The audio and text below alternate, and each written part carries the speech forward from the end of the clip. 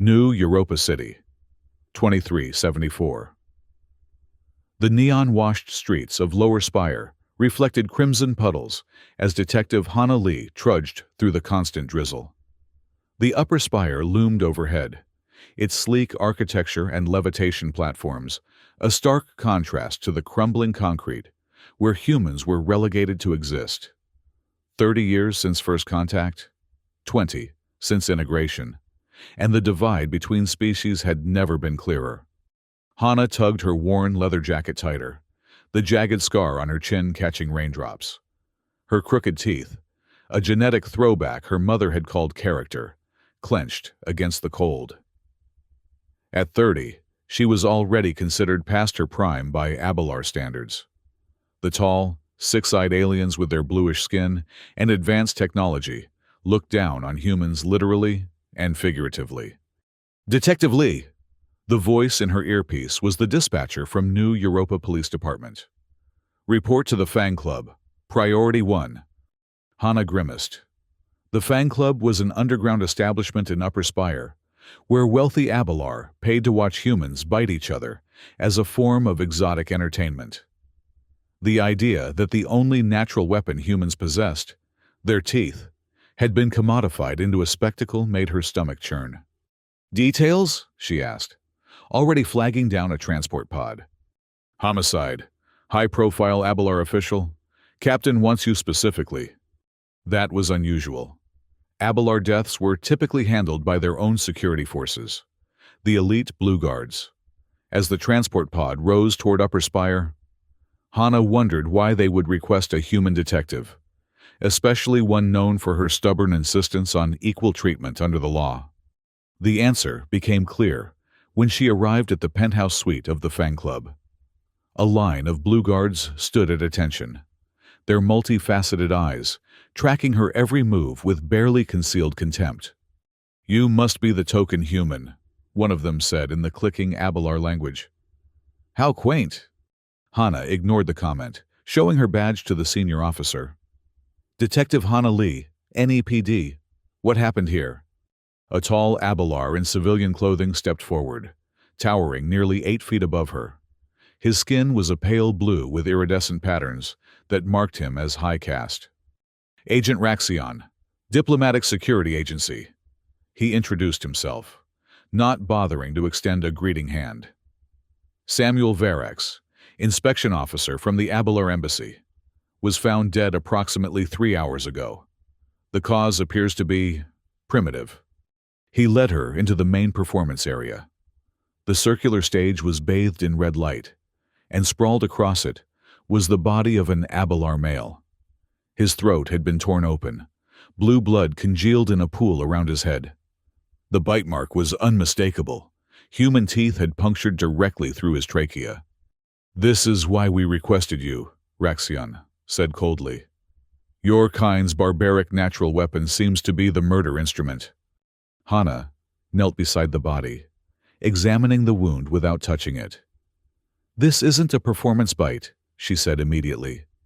"The angle is wrong, and the force required to penetrate an Abelar trachea exceeds what most human performers could manage." Raxion's 6 eyes blinked in sequence, a sign of surprise. "You seem knowledgeable about killing my kind." "I'm knowledgeable about bite patterns," Hannah corrected. "This wasn't done by any of the regular performers. The dental impression is different."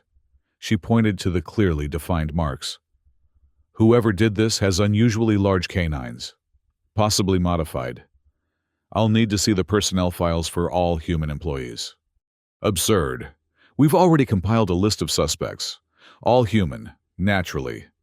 Hannah stood, meeting Raxion's gaze despite the height difference. "Then you won't mind if I verify your work, unless the DSA is afraid of proper police procedure?"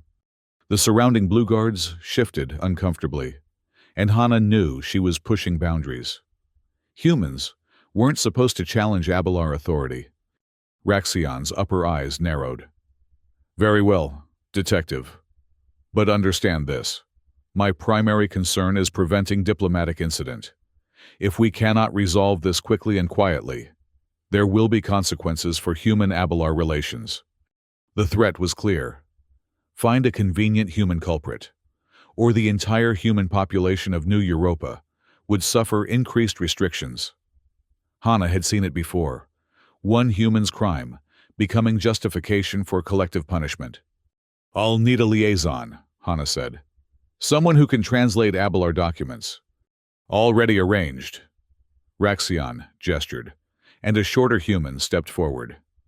"This is Belin Ortiz, formerly of Venus Colony. He speaks our language fluently." Belin gave Hana a slight nod. He was stocky, with the darker skin and stronger build common to Venus colonists. "Detective Lee, I've been briefed on the situation." "Good," Hana said. "Let's start with the victim's movements tonight.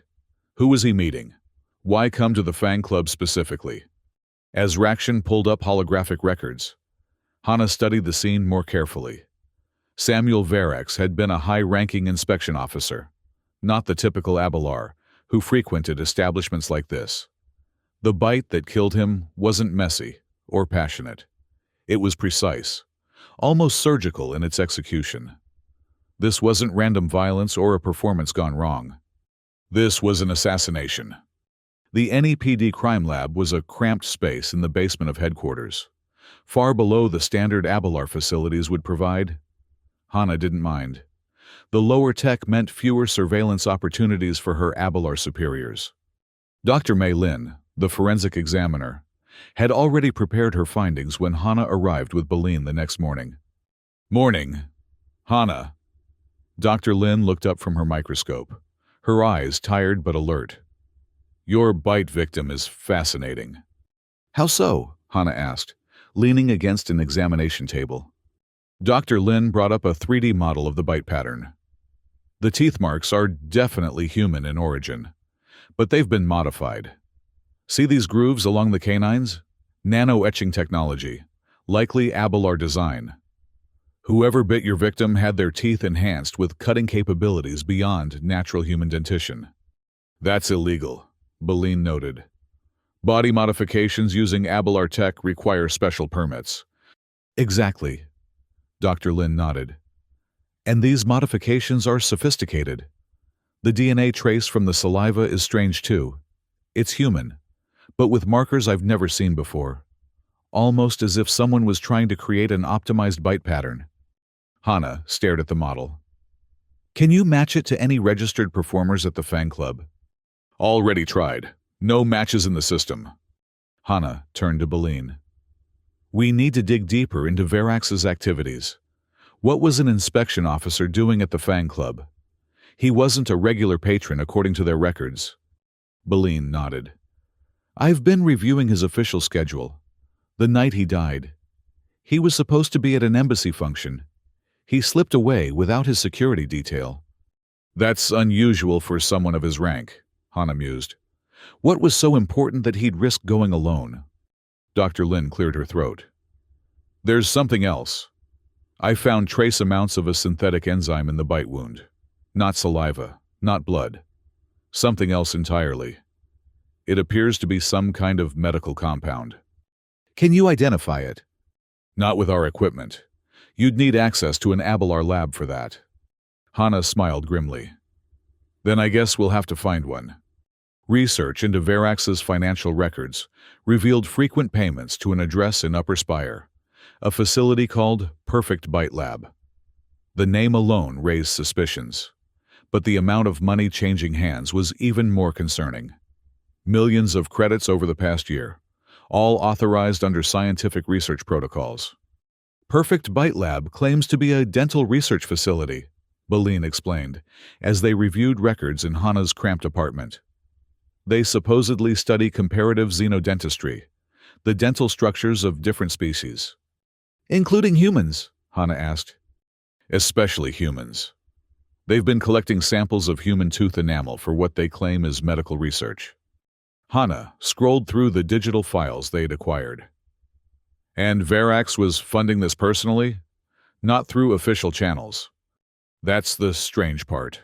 Belin leaned forward, lowering his voice despite being in a secure location. "The money came from his diplomatic discretionary fund. But the research isn't listed in any official Abelar medical database. It's off the books. So either he was embezzling government funds or the research is classified, Boleyn finished. But why would dental research be classified? Hana's communicator buzzed. Raxion's voice came through, sharp and demanding. Detective Lee, a report, if you please. Still investigating, Hana replied cautiously. We've found some financial connections we're pursuing. The DSA has been ordered to take a more active role in this investigation. You will now report directly to me, and I will accompany you on all field interviews. Is that clear? Hana met Boleyn's concerned gaze. This wasn't standard procedure, it was surveillance. Crystal clear, Agent Raxion. We were just about to visit a research facility called Perfect Bite Lab. Perhaps you'd like to join us. A pause. Perfect Bite Lab? Why would you be investigating a medical research facility? Verax was making large payments to them. Don't you find that interesting? Another pause. Longer this time. I'll meet you there in 1 hour. Do not enter without me. That's an order, Detective. The communication ended abruptly. Boleyn raised an eyebrow. He seemed rattled. Yes, he did, Hana agreed, already gathering her equipment. Which means we need to get there before he does. Something tells me Agent Raxion might be more interested in destroying evidence than finding it. Perfect Bite Lab occupied the 50th floor of a gleaming spire in the wealthiest district of Upper Spire. Its curved glass facade reflected the constant aerial traffic of Abelar hover vehicles, and the entrance featured a sleek security system that immediately flagged Hana and Boleyn as human. Identification and purpose, demanded the automated system in both English and Abelar.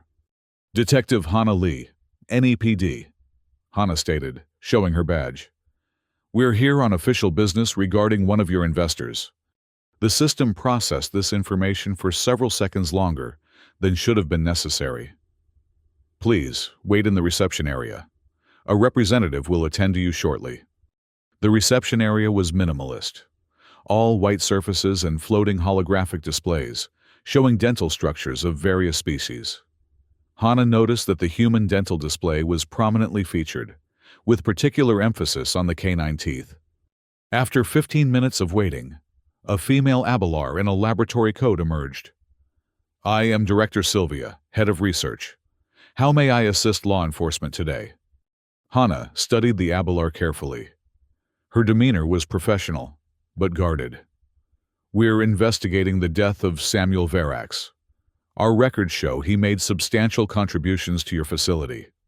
Inspector Verax was a generous patron of scientific advancement, Director Sylvia replied smoothly. His contributions have furthered our understanding of comparative dental biology significantly. What specifically was he funding? Boleyn asked. I'm afraid that information is proprietary, without a warrant. He was killed by human teeth, Hana interrupted. Specifically, teeth that appear to have been modified using advanced technology. The kind of technology a facility like this might possess.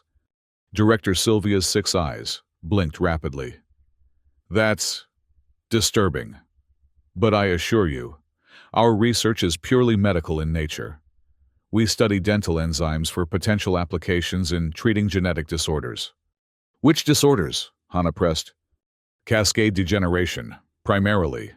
It's an Abelar condition that affects our neural pathways. Human dental enamel contains compounds that show promise in treatment.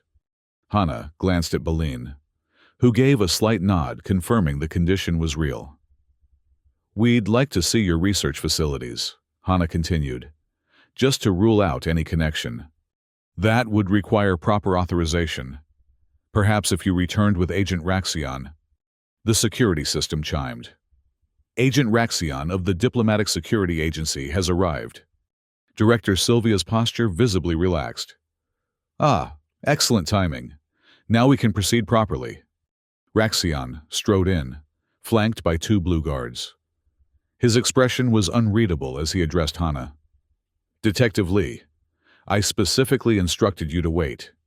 We were just conducting preliminary interviews, Hana replied innocently. Director Sylvia was explaining the nature of their research. Raxion turned to the director. I require a private word with you immediately.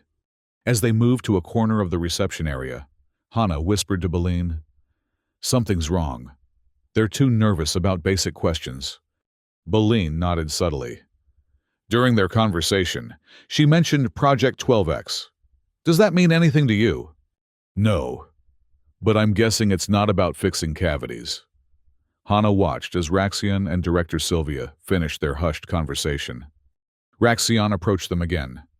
This facility has been cleared of any connection to Verax's death. We're leaving. Just like that? Hana challenged. We haven't even toured the facility. This is a matter of national security now. Detective. The DSA is taking over the investigation entirely. Hana stood her ground. I have jurisdiction. Not anymore. Raxion produced an official document. Signed by your captain. The NEPD is officially removed from this case. Hana scanned the document, recognizing her captain's signature. Political pressure had won out, as usual. Humans weren't meant to investigate crimes against Abelar, especially not when it might reveal uncomfortable truths. Fine, she said finally. We'll leave. As they exited the building, Beline murmured, You're not giving up, are you? Hana's crooked teeth flashed in a determined smile. Not a chance. But we need to be smarter about this. Tonight, we come back, unofficially. Breaking into Perfect Bite Lab proved easier than expected. The Abelar, for all their technological advancement, often overlooked simple human ingenuity. While their security systems were designed to detect sophisticated breach attempts, they weren't prepared for Hana's old-fashioned approach, creating a maintenance emergency in a neighboring building that required access to shared utility corridors. Security systems are focused on the main entrance, Beline whispered, as they navigated the dimly lit service tunnel. But there's always a back door.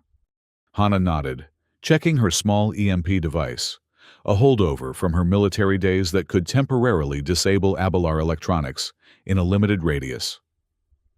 Remember, we're just here to gather evidence, in and out, no confrontation. They emerged into a storage area on the 49th floor, one level below the lab. The space was filled with shipping containers marked with Abelar symbols. What do these say? Hana asked, gesturing to the markings. Beline squinted in the low light. Biological samples. Human origin. Classified. Let's take a look. Hana carefully opened one container, revealing rows of preserved human teeth, each labeled with a designation number and what appeared to be genetic markers. These aren't just random samples, Beline observed. They're organized by genetic traits, specifically traits related to biting strength and enamel composition. Hana examined another container. And these have been modified. Look at the nano-etching patterns, similar to what Dr. Lin found on Verax's wound. A soft humming sound alerted them to an approaching security drone. Hana quickly closed the container and pulled Beline behind a stack of crates. The drone hovered past their hiding spot, its scanning beam sweeping methodically across the storage area. We need to get to the main lab, Hana whispered, once the drone had passed. That's where we'll find what Verax was really funding. They located a service elevator that required biometric authentication. Hana pulled out a small device and attached it to the scanner. Biometric spoofer, she explained. It'll cycle through stored patterns until it finds one with access. Where did you get Abelar security tech? Beline asked, impressed. Black market. Lower Spire has its advantages. The elevator activated, rising silently to the 50th floor. When the doors opened, they found themselves in a pristine laboratory far more advanced than the public-facing areas of Perfect Bite Lab. Holographic displays showed complex molecular structures, and several examination tables were equipped with dental scanning equipment. Look at this, Beline called softly, pointing to a wall display. It showed 12 human profiles, each labeled with names ending in Li. Nguyen. Khan, and other surnames of Earth origin. These people all have something in common. Hana studied the profiles. They're all of Southeast Asian descent, like me. And they all have a specific genetic marker related to dental structure, Boleyn added, reading the Abelar notes. Something called enhanced biting capacity. Hana moved to a central console, activating it with her spoofing device. Let's see what Project 12X is really about. The files were encrypted, but the spoofer managed to access summary reports. As Hana read through them, her expression darkened. This isn't medical research, she said grimly. It's a weapons program. They're studying human teeth to create biological weapons, specifically to enhance Abelar soldiers with modified human dental traits. But why? Abelar already have superior technology. Because teeth are a natural weapon they don't possess. Hana realized. They've always looked down on humans for being primitive. But they're jealous of this one trait, our ability to bite as a last resort defense mechanism. Boleyn continued scanning the files. Here's something interesting. Verax wasn't just funding this research. He was redirecting it. Look at these notes. Subject's enzyme structure shows promise for cascade degeneration treatment. Recommend pivoting from weapons application to medical research. So, Verax was trying to turn a weapons program into a medical breakthrough? Hana frowned. That might explain why he was killed. Someone didn't want the program's focus to change. A new file caught her attention.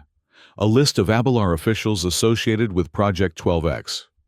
At the top was a name that made her blood run cold. Lord Arksamil, chairman of the High Purity Council. The High Purity Council is an ultra-conservative Abelar political faction, Boleyn explained. They oppose any integration with humans and advocate for pure Abelar superiority. And they're running a secret program to weaponize human teeth, Hana said. The irony would be amusing if it weren't so dangerous. She quickly began copying files to her secure data device.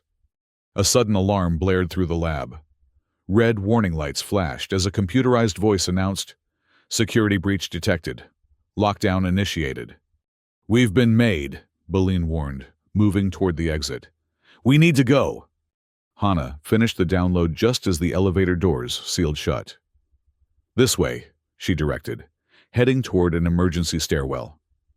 "We'll have to go down through Zone 42. "The storm zone?" Boleyn looked alarmed. "That's suicide." "It's our only option. Abelar security can't follow us there. Their technology doesn't work in the electromagnetic interference." As they burst into the stairwell, they heard the whine of hover drones approaching. Hana activated her EMP device, temporarily disabling the nearest drones. But more would be coming. 48 floors to go, she said grimly. "Let's move." By the time they reached the 30th floor, Abelar security forces had caught up. Blue guards were ascending from below, their weapons charged. Hana and Boleyn were forced to exit into an office level and find another route down. "The maintenance shafts," Boleyn suggested, pointing to a service hatch. "They run alongside the building's central support." They squeezed into the narrow shaft, descending rapidly, using the ladder rungs built into the wall. The sounds of pursuit grew more distant, but Hana knew they weren't safe yet. "Once we hit floor 20, we're in Zone 42, she reminded Boleyn. "The electromagnetic storms will disrupt their communications and hover technology, but it'll affect our equipment too." "Better than being caught," Boleyn replied grimly. When they emerged on the 20th floor, the atmosphere had already changed. The purple haze of electromagnetic disturbance filled the air, and the usual pristine Abelar architecture gave way to damaged infrastructure and flickering lights. Zone 42 was a no-man's land, a section of New Europa City damaged by an experimental Abelar power system years ago, now avoided by most due to the constant electromagnetic storms that disrupted technology. "Which way?" Boleyn asked, as they stood in an abandoned lobby. Hana oriented herself. "East. If we can make it to the edge of the storm zone, we can access the lower spire transport system." They moved cautiously through the decaying building, aware that while Abelar technology failed here, so did most human tech. The purple fog grew thicker as they descended, and occasional lightning-like discharges crackled between metal structures. "Listen," Hana said suddenly, stopping. "Do you hear that?" A faint, groaning sound came from a collapsed section of the floor ahead. Hana approached cautiously, peering through a gap in the rubble. A human man lay trapped beneath a fallen beam, his leg pinned. "Help!" he called weakly when he saw them. "Please!" "It could be a trap," Baleen warned. Hana shook her head. No Abelar would subject themselves to the storm zone just to catch us. She began clearing debris. "Help me move this." Together, they managed to free the man, who introduced himself as Marcus. "I was trying to salvage tech from abandoned offices," he explained, as they helped him limp toward shelter. Storm intensity increased unexpectedly. "You're a scavenger?" Hana asked. Marcus smiled weakly. "Former research coordinator, actually, for Perfect Bite Lab." Hana and Baleen exchanged shocked glances. "You worked for Perfect Bite Lab?" Hana pressed. "Under Samuel Verax?" "You know Sam?" Marcus looked surprised. "Yes. I was his primary human liaison until 3 months ago, when the High Purity Council ordered all humans removed from the project. I've been trying to gather evidence of what they're really doing." Hana helped Marcus sit on a relatively stable section of flooring. "Verax is dead, murdered." Marcus's face fell. "I feared this would happen. When he discovered the truth about Project 12X and tried to redirect the research to medical applications. Lord Arxamil was furious." "So Arxamil had him killed?" Baleen asked. "Almost certainly. Arxamil believes Abelar supremacy must be maintained at all costs. The idea of using human biological traits to cure Abelar disease was unacceptable to him. It would mean acknowledging that humans have value beyond servitude." A distant crash interrupted their conversation. Blue guards were attempting to enter the storm zone, their equipment failing, but their determination evident. "We need to keep moving," Hana decided. "Marcus, can you travel?" "With help, yes. And I want to come with you. I have more information about Project 12X, information that could expose Arxamil's plans." They continued through the storm zone, the purple haze growing thicker as they approached its center. The electromagnetic interference played havoc with their senses.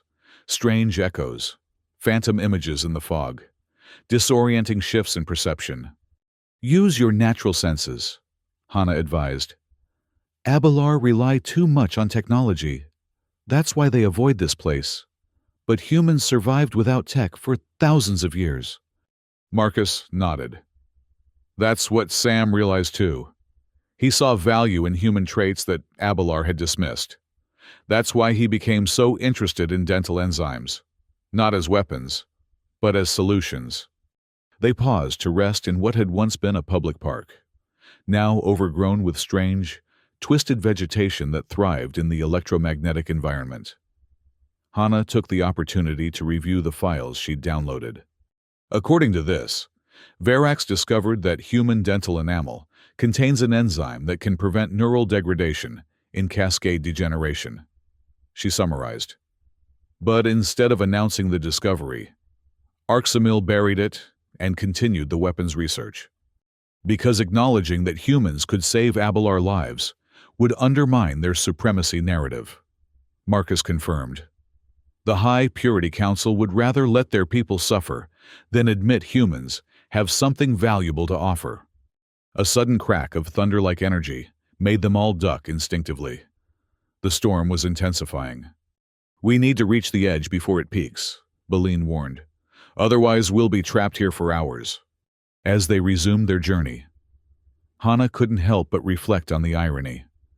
The Abelar had always mocked humans for their primitive natural defenses, particularly their teeth.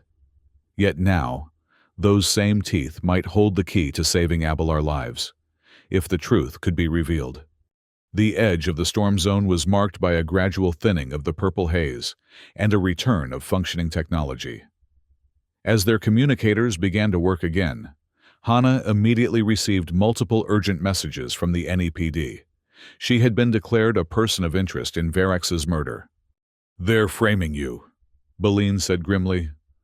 "Arxamil must have realized we accessed the lab." "We need to go underground," Hana decided. "I know people in Lower Spire who can hide us while we figure out our next move." Marcus winced as he put weight on his injured leg. "I need medical attention first." "I know someone who can help with that too," Hana assured him. They made their way to a service entrance of Lower Spire, avoiding the main transit hubs where security would be watching for them. Lower Spire was a maze of narrow streets, crowded housing blocks, and improvised infrastructure, the perfect place to disappear. Hana led them to a small clinic hidden behind a noodle shop. The sign simply read, "Medical Services," in 5 different Earth languages. Inside, Dr. Mei Lin was treating a child with a minor burn. "Hana," Dr. Lin looked up in surprise. "You're all over the news. They're saying you killed that Abelar official." "It's a frame job," Hana replied tersely. "We need your help. My friend here is injured, and we need a place to lay low." Dr. Lin quickly assessed Marcus's leg. "Crush injury, but no fractures. I can treat this." She looked back at Hana. "There's a storage room upstairs. You can use it temporarily. But this is risky for all of us." "I know, and I'm sorry. But we've uncovered something big. Something that could change everything between humans and Abelar." While Dr. Lin treated Marcus, Hana and Boleyn set up a makeshift command center in the storage room, using a secure terminal to analyze the stolen data more thoroughly. "Project 12X has 2 components," Boleyn explained, organizing the information. "The weapons program, using human dental traits to create enhanced Abelar soldiers, and the medical research that Verax was secretly conducting. The question is, how do we expose this without getting killed?" Hana mused. "Arxamil has already framed me for murder. He controls the narrative. We need to get this information to someone with authority who isn't under Arxamil's influence," Marcus suggested, joining them with his leg freshly bandaged. "What about the Abelar Central Council? Not all council members share the High Purity Council's views." "Too risky," Boleyn countered. "We don't know who to trust." A notification on their terminal interrupted the discussion. Someone was attempting to establish a secure connection using an old NEPD protocol, one that only senior officers would know. "Should I accept?" Boleyn asked. Hana hesitated, then nodded. "It might be a trap, but we need allies." The screen flickered, and to everyone's shock, Agent Raxion's face appeared. "Detective Lee," he began without preamble. "I know you didn't kill Verax. I've been reviewing the evidence independently, and your bite pattern doesn't match the murder weapon." "Why should we trust you?" Hana demanded. "You were quick enough to shut down our investigation." "Because I've discovered something disturbing." Raxion's usually impassive face showed genuine concern. "Verax left encrypted files in the embassy database, files I've only just managed to access. He suspected Arxamil was planning to weaponize human dental technology against other species, possibly even against rival Abelar factions." "We know about Project 12X," Hana revealed. "We have the files from Perfect Bite Lab." Raxion's eyes widened. "Then you understand the danger. Arxamil doesn't just want to maintain Abelar supremacy. He wants to enhance it through biological warfare. And he's willing to kill anyone who stands in his way. Including you, if he discovers you're talking to us," Boleyn pointed out. "I am aware of the risk," Raxion acknowledged. "But I was sworn to protect all citizens of New Europa, not just Abelar. Verax believed the same." Hana studied the Abelar agent carefully. His sincerity seemed genuine, but trusting an Abelar official had proven dangerous before. "What do you propose?" she asked finally. "A direct confrontation," Raxion replied. I can get you into Perfect Bite Lab's secure level, the real research facility below what you've already seen. That's where Arxamil keeps the prototype weapons and the evidence of Verax's murder. It's a suicide mission, Boleyn objected. Not necessarily, Marcus interjected. I know the facility's layout, including the security protocols. With Agent Raxion's access and my knowledge, we could navigate it successfully. Hana considered the options. Staying hidden would only delay the inevitable. Arxamil would eventually find them, and the truth would remain buried. We need to do more than just get evidence, she decided. We need to broadcast it. Make sure everyone in New Europa sees what the High Purity Council has been doing. The central communication hub is in the same building, Marcus offered. If we could access it, we could transmit directly to every terminal in the city. Raxion nodded. I can provide distraction by formally requesting an inspection of the facility. While attention is focused on me, you can infiltrate the lower levels. And I'll coordinate from here, Dr. Lin added, having listened from the doorway. I can help analyze any additional data you find and prepare it for broadcast. Hana looked at each of them, human and Abelard, working together against a common threat. Perhaps there was hope for coexistence after all. Tomorrow night, she decided. We move tomorrow night. The plan was set in motion the following evening. Raxion, in his official capacity, requested an emergency inspection of Perfect Bite Lab, citing concerns about unauthorized research, while Director Sylvia and her staff scrambled to accommodate the unexpected visit. Hana, Boleyn, and Marcus approached through the service tunnels they had used previously. Security will be focused on Raxion, Marcus explained, as they navigated the dimly lit passages. But we still need to be careful. The lower levels have independent systems. They reached a maintenance access point that, according to Marcus, would lead them directly to the sub-level laboratories. The door required both biometric authentication and a physical key. Raxion provided the access codes, Hana said, attaching her spoofing device. But we'll need to override the physical lock as well. Boleyn produced a small tool from his pocket. Venus colony lockpicking. Old school, but effective. While they worked on the door, Dr. Lin communicated through their secure channel. I've analyzed the data you sent earlier. The dental enzyme modification is even more sophisticated than we thought. They've created a hybrid human Abelard biological weapon, teeth enhanced with both species traits. Why go to such lengths? Hana wondered. Abelard already have superior technology. Because biological weapons can bypass technological defenses, Marcus explained grimly. And they're attempting to create something that can't be traced back to them. The lock finally yielded, and they slipped through into a sterile white corridor. Unlike the upper levels, this area had no windows or decorative elements, just clinical efficiency. The main lab should be through there, Marcus pointed. And the communication hub is one level down. They moved cautiously, aware that security drones could appear at any moment. The corridor led to a large laboratory space filled with equipment far more advanced than anything in the public facility above. Along one wall stood a row of examination tables, each equipped with dental scanning technology. Look at this, Boleyn called softly, pointing to a display case. Inside were what appeared to be Abelard jaw implants, fitted with modified human teeth. The prototypes. Hana examined them closely. These match the bite pattern that killed Verax. Someone used this technology to assassinate him. Marcus accessed a nearby console. Here's the project log. Subject 12X was activated 3 days before Verax's death. It was a field test. They used their own weapon to eliminate the one person who wanted to redirect the research. Hana realized. But who was Subject 12X? The answer came in the form of a holographic file that Marcus accessed. A profile appeared, showing an Abelard with specialized jaw implants. The name listed was chillingly familiar. Lord Arxamil.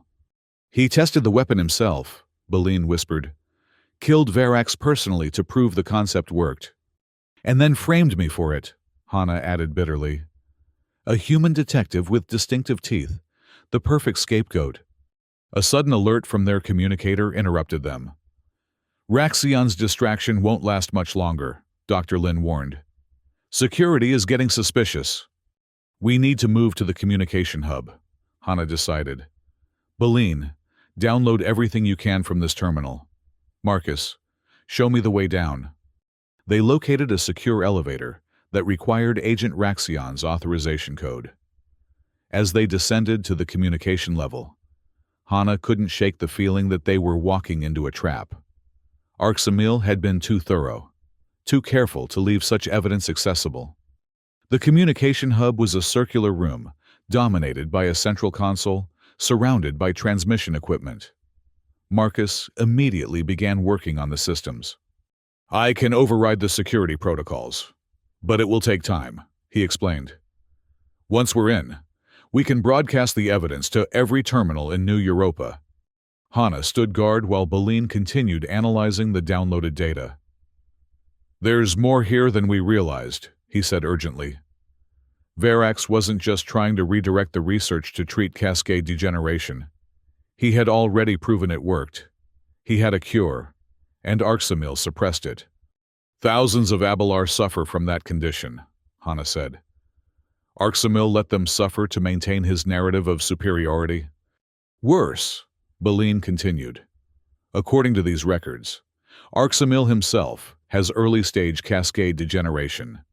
He's literally choosing death over accepting human help. A slow, clapping sound echoed through the room. They turned to see Lord Arxamil himself, standing in the doorway, flanked by blue guards. Agent Raxion was being held at gunpoint. His expression, a mixture of anger and resignation. Impressive detective work, Arxamil said, his voice smooth and cultured, though ultimately futile. Hana moved instinctively to protect Marcus at the console. It's over, Arxamil. We have the evidence. You killed Verax because he wanted to help your people, instead of weaponizing human traits. Verax was a traitor to our species, Arxamil replied coldly. He believed Abelar should humble themselves before humans, becoming dependent on your primitive biology for survival. He gestured dismissively. I merely demonstrated the superior application of human traits, as weapons rather than crutches. You're letting your people die of a curable disease because of pride, Beline accused. Arxamil's 6 eyes narrowed. I am preserving the purity and independence of our species. Dependency breeds weakness. Evolution demands strength. Yet you were weak enough to steal our natural weapons, Hana countered. You mocked humans for having teeth as our only defense, then coveted that very trait. Behind her, Marcus continued working frantically on the console, trying to complete the broadcast preparation without drawing attention. Arxamil approached slowly, his tall frame imposing in the confined space. Your mistake, Detective Lee, was assuming I would allow evidence to remain where it could be found. Everything you've discovered was meant to be discovered, to lure you here. He smiled, revealing his modified teeth, human-like canines enhanced with nanotechnology. The bite that killed Verax was indeed mine, and yours will be my next demonstration. Raxion suddenly drove an elbow into his captor's midsection, creating momentary chaos. Now! He shouted.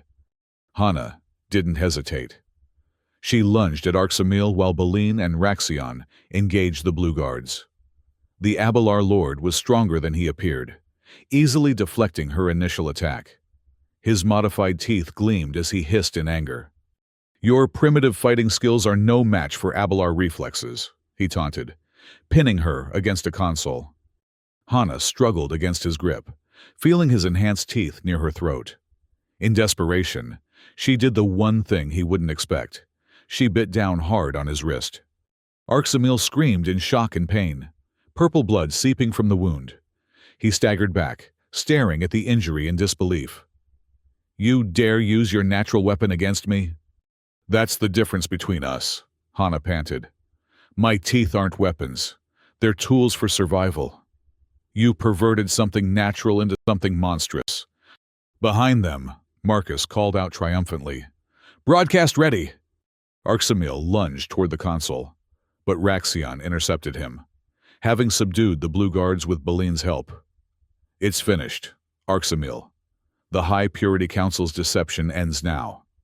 With a final desperate effort, Arxamil activated his own enhanced teeth, the nanotechnology causing them to extend slightly and glow with energy. He attacked Raxion with inhuman speed, aiming for the throat just as he had with Verax. But Hana was faster. She tackled Arxamil from behind, and they crashed into the central console together. As they struggled, Hana found herself face to face with the Abelar Lord, his enhanced teeth inches from her skin. In a desperate move, she headbutted him directly in the mouth. One of his enhanced teeth shattered, the broken nanotech emitting a purple glow. Arxamil howled in pain, clutching his face as the damaged implant malfunctioned. Broadcast initiated, Marcus announced. Throughout New Europa City, terminals and screens flickered as they were overridden by the transmission. The evidence of Project 12X, Verax's murder, and the suppressed cure for cascade degeneration began streaming to millions of viewers.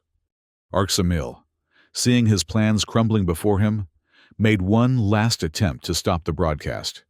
He lunged for the main power coupling, but his movements were erratic, the damaged tooth implant affecting his nervous system. The nanotech is backfiring, Beline observed. It's attacking his neural pathways. Raxion moved to restrain Arxamil, but the Abelar Lord collapsed before he could reach him, convulsing as the malfunctioning technology spread through his system. Medical emergency? Raxion called into his communicator. Lord Arxamil requires immediate assistance. As security forces and medical personnel flooded the communication hub, Hana, Beline, and Marcus were taken into protective custody by Raxion. The evidence was overwhelming, and with the broadcast reaching every corner of New Europa, there would be no burying the truth this time. In the days that followed, the revelation sent shockwaves through both Abelar and human communities. The High Purity Council was disbanded. Its members investigated for complicity in Verax's murder and the suppression of medical research. Perfect Bite Lab was placed under joint Abelar-human oversight, its resources redirected toward developing treatments for cascade degeneration using the enzyme found in human dental enamel. Hana Li was officially cleared of all charges related to Verax's death. 2 weeks after the confrontation at Perfect Bite Lab, she stood in the memorial garden dedicated to those lost in the naval battle where her mother had died. As she placed an incense stick before the monument, she whispered, "We won. Mom, our teeth turned out to be worth something after all." "Detective Lee?" She turned to find Agent Raxion approaching, his tall figure casting a long shadow in the evening light. He carried a small package. "Agent Raxion. Or should I say, Ambassador Raxion," Hana greeted him. Raxion had been appointed to a new position, liaison for cooperative science initiatives between humans and Abelar. "Just Raxion will suffice between colleagues," he replied. "I brought you something." He handed her the package. Inside was a metal rod inscribed with Abelar script. "What does it say?" Hana asked. "Weapons lie not in technology alone, but in spirit," Raxion translated. A reminder that what makes something a weapon or a tool is the intention behind it. Hana nodded, understanding the significance. "How is Lord Arxamil?" "Recovering. The damage from the malfunctioning implant was extensive, but ironically, he's now receiving treatment using the very human dental enzyme therapy he tried to suppress." Raxion's multifaceted eyes reflected the setting sun. Perhaps there is justice in that. Together, they looked out over New Europa City as dusk fell. The upper and lower spires were still physically separated, But something had changed. Screens throughout the city announced the opening of the first joint bioresearch center, a collaborative effort between human and Abelar scientists. Later that evening, Hannah climbed to the roof of the Spire Bridge, the architectural connection between Upper and Lower Spire that few humans ever traversed. From this vantage point, she could see the entire city, its lights blending together without distinction between human and Abelar sectors. A floating message drone hovered nearby, its screen displaying the latest news. Interspecies dental enzyme treatment begins clinical trials. Thousands of cascade degeneration patients to receive human-derived therapy. Hannah smiled, her crooked teeth catching the moonlight. They said we had no natural weapons, she murmured to herself. They forgot about our teeth.